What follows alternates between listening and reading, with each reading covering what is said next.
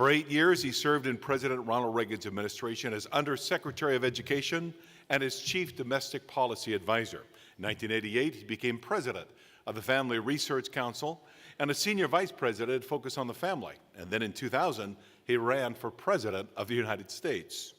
He has continued to champion causes that are important to all of us, values voters, at American Values, a nonprofit educational organization, and the Campaign for Working Families, a political action committee dedicated to electing pro-family, pro-life conservatives to public office. Ladies and gentlemen, would you please welcome back one of our favorites, Gary Bauer.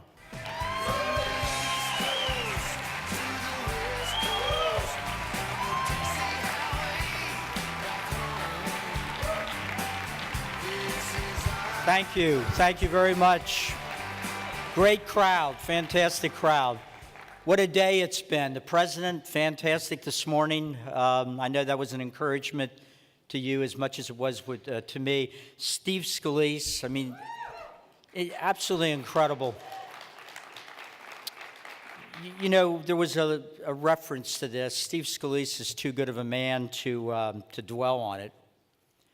We shouldn't forget who the shooter was. I mean, this was a left-wing radical. This wasn't a guy down and out and having some bad times. This was a guy active in the so-called progressive movement, probably thought of himself as being very tolerant. Spent his time on a website called Terminate the Republican Party. A list was found in his pocket of Steve Scalise's name along with a dozen other conservative Republican congressmen. On that website I referenced, later that same day, within hours of the news bulletin of the shooting, someone went onto the website and put it the following, and it's 1, 2, 3 shots, you're out at the old ball game. And the FBI investigated and said there's no evidence that this had anything to do with an ideological or political agenda. You know, Winston Churchill once said that there's nothing quite as exhilarating as being shot at and missed. Well, Steve Scalise, unfortunately, was hit. And there's nothing more satisfying, if you're Steve Scalise, than to come back from that stronger than ever and to enact the agenda that his shooter hates.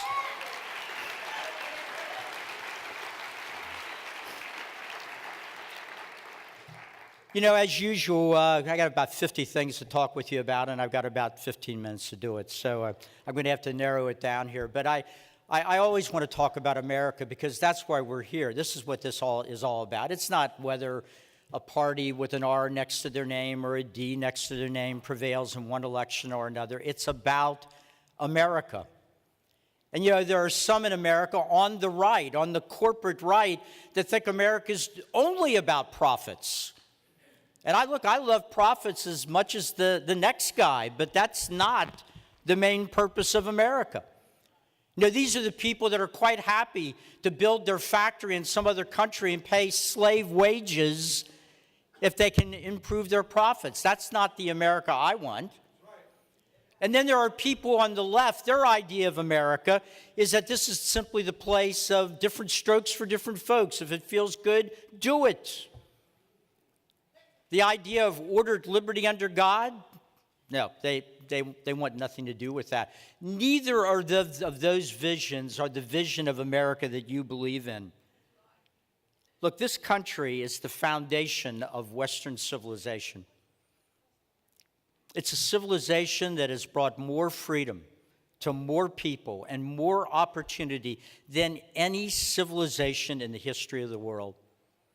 If, God forbid, something would happen to America, and ladies and gentlemen, you and I know there are people out there, and there are people even in the country that want very bad things to happen to America. If anything bad, severely bad would happen to America, the world would slide into another dark age. There's no question about that. We have a glorious history. And quite frankly, an unexpected history. As has been pointed out a couple of times, we defeated in our very beginning the great empire of the age Great Britain, Great Britain. Thank you, Uncle Sam. Appreciate that. And our victory was a miracle. A ragtag colonial army beat the British at places like Yorktown and Valley Forge. I think you were there, sir. We went on from that founding into the next century, and in the next century we had to confront the great evil of slavery, a horrendous civil war. 600,000 Americans died before it was over. Abraham Lincoln, just a few miles from where we are right now, gave his second inaugural address, 1 page long. It is an inaugural address by a broken man.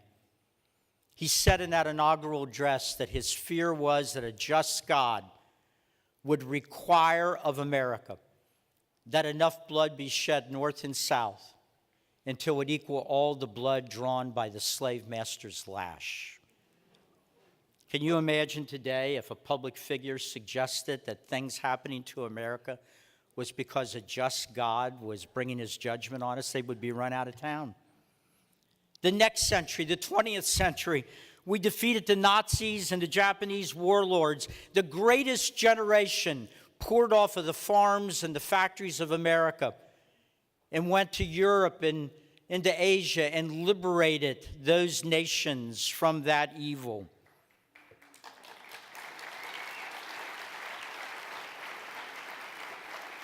They came home, they started families, there was an economic boom, there was a baby boom. That's why I'm here. And many of you too.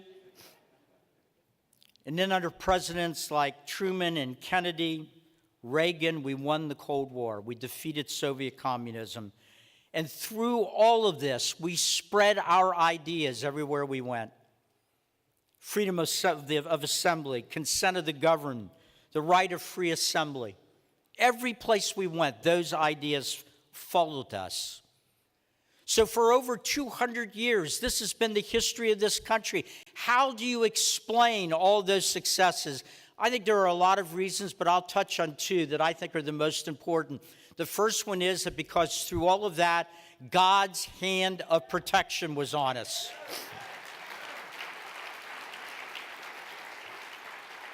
This is the God of the second paragraph of the Declaration of Independence, where the founders wrote that important sentence, "We hold these truths to be self-evident, that all men are created equal and endowed by their Creator." That's the God of the Torah and the New Testament, ladies and gentlemen. It's not the God of the Quran.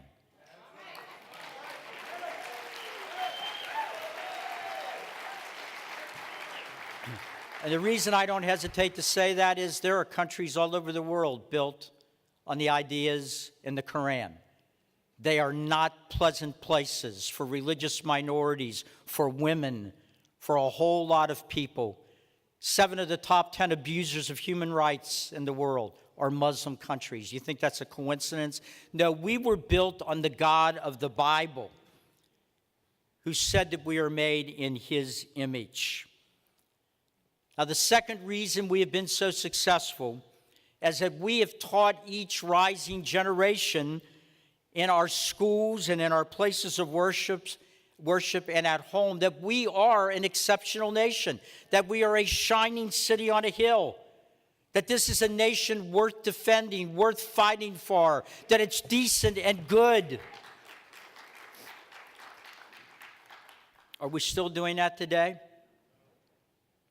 Ronald Reagan, the president I was honored to work for, gave a farewell address to the country on January 11th, 1989.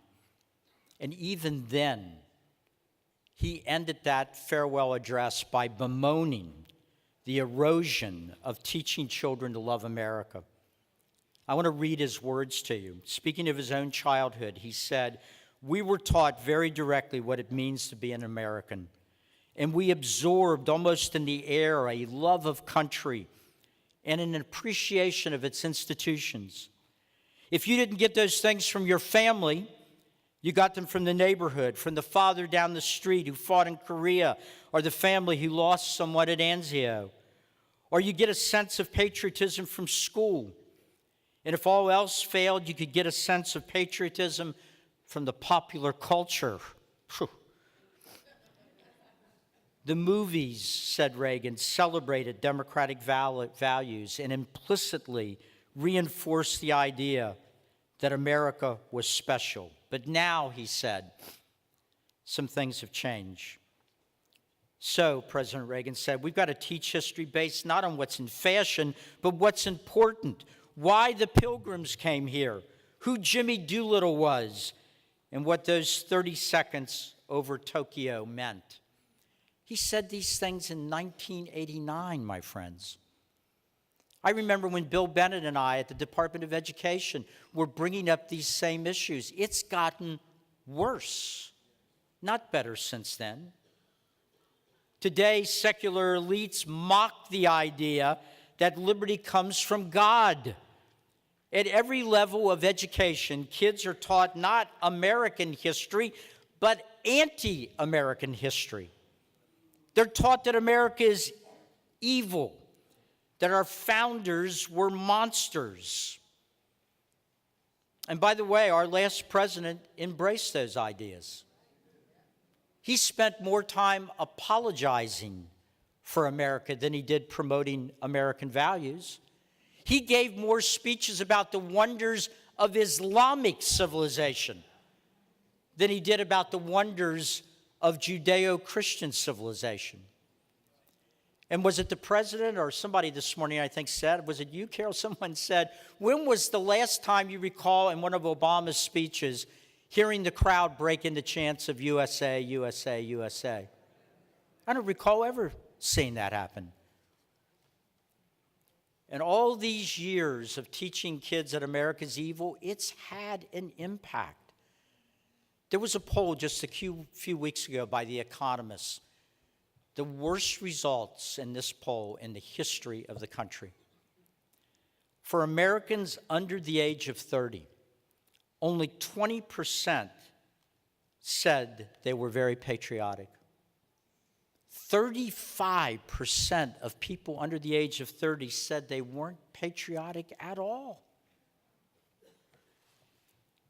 A significant portion of the left in this country is at war with America. The founding fathers that we admired, they despise. The national anthem that brings a tear to the eyes, particularly of veterans, but to all of us, sends them into spasms. Now, several people have talked this morning about the kneeling controversy we're in. Colin Kaepernick is the poster boy for it. A lot of people in the media have been trying to do cover for him and the others. They've been saying, look, this isn't about despising America or disrespecting America. Yes, it is. Colin Kaepernick was very clear about this when he started his protest. He said, I'm not going to stand for a national anthem of an unjust country. He was very clear about it. And then in the days after those first protests, do you remember this? He came to football practice with running shoes on, that on the shoes were images of pigs portrayed as policemen. And then if you had any doubt about it, a few weeks after that, he came to practice with a T-shirt on with what? George Washington on it? Thomas Jefferson? No, Fidel Castro. I don't know if this guy's read any history, but Castro is on the all-star team of oppression. And this is who he chooses to honor while he's kneeling during our national anthem. Now look, the media, they love him. He's courageous. He's a hero.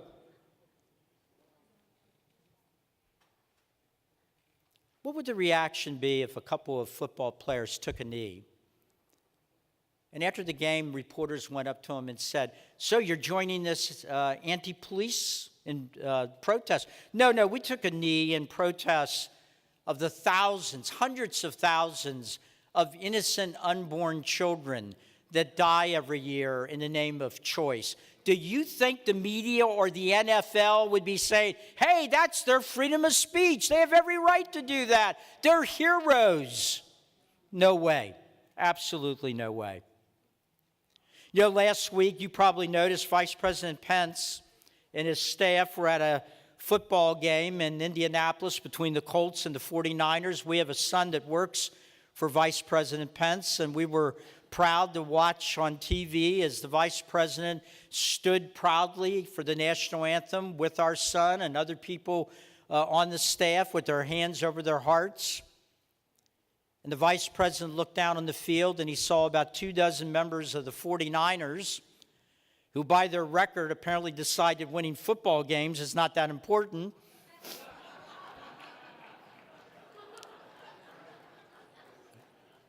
Losers. And he saw a couple dozen of them kneeling beside the field. And the Vice President shook his head and the national anthem was over and he and his staff walked out.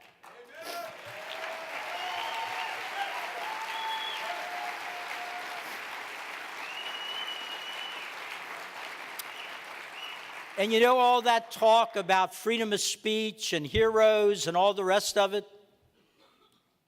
No, the same media said that was a stunt. The Vice President had pulled a stunt. That's a stunt? But multi-millionaire football players taking a knee on halftime, that's a big noble act. Look, a few weeks before this, Vice President Pence had been standing someplace with his hand over his heart again. He was welcoming home at Dover Air Force Base the bodies of two American heroes. Right, real heroes. Army Sergeant Jonathan Michael Hunter, 23 years old, from Columbus, Indiana. Army Specialist Christopher Michael Harris, 25, from Jackson Springs, North Carolina. Both killed by a Taliban suicide bomber. You may not have seen the story. You actually have to look for the story. You don't have to look for the Kaepernick story. Just go to the sports page every Monday morning. There'll be all kinds of columns written about those football heroes. But these two guys, their bodies came home to very little acclaim. They didn't do anything special. They just gave their lives. They won't see their daughters walk down the aisle. Their kids graduate from school. They won't see a sunrise in America again. Who are we supposed to shed a tear for? Colin Kaepernick or these two heroes? And you know, my friends, the attack isn't just on the football field. We're also seeing the left now turn into an American Taliban declaring war on our monuments. I don't know if you remember this, but it didn't start with Southern memorials. It started with the Ten Commandments. Last couple of decades, we've seen left-wing groups file lawsuits all over America forcing the Ten Commandments, plaques, and monuments to be taken down from courthouses and schools in state after state after state. And a lot of people said, well, you know, separation of church and state. I see their point. Then they went after the Southern monuments, right? Oh, Robert E. Lee, can't tolerate that. So they started changing the names of schools and streets, threw Lee into the grave again. Well, he needs to move over because now here comes Jefferson and Franklin and Washington and even Abraham Lincoln. Because the people doing this aren't just haters of the South. They're not just haters of Judeo-Christian values. They hate America. That's why they do these things. You know, the Lincoln Memorial has been vandalized multiple times in the last 6 months. The Lincoln Memorial, the great emancipator. I was in Washington in the 60s and 70s, even in that tumultuous time. I don't remember anybody vandalizing the Lincoln Memorial. Columbus memorials had to be guarded all over America this weekend. Christopher Columbus, not good enough, right? To the left, these are evil men. You know, my friends, when we lose a soldier on a battlefield, we know we should mourn that. A hero's died. That's a tragedy. Every one of those deaths is a tragedy. I'd like to suggest to you, when a decent American child comes out of the American education system, led to believe he or she is living in an evil country, founded by evil men, that's a tragedy too. We've lost an American as surely as we've lost one on a battlefield. A child's been robbed of their heritage. Look, if you have some time this weekend, freed up by not watching NFL football games,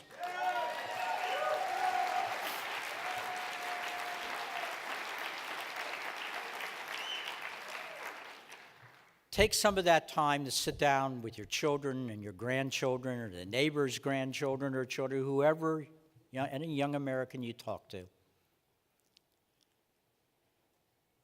Tell them about who said, "Give me a liberty or give me death," and who said, "I regret I have but one life to give for my country."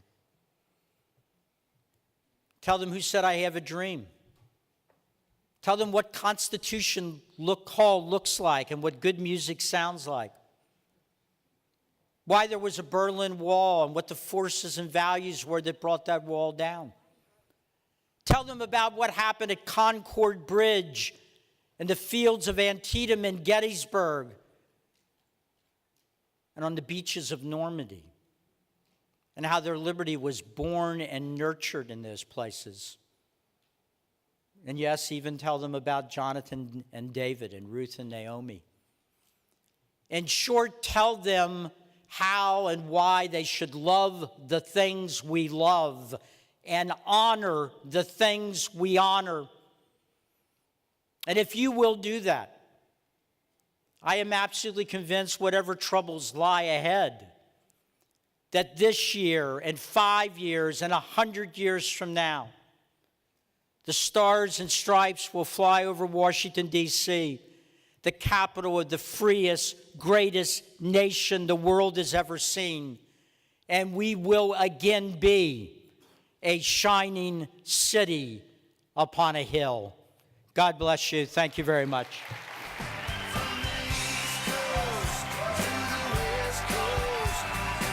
Never give up.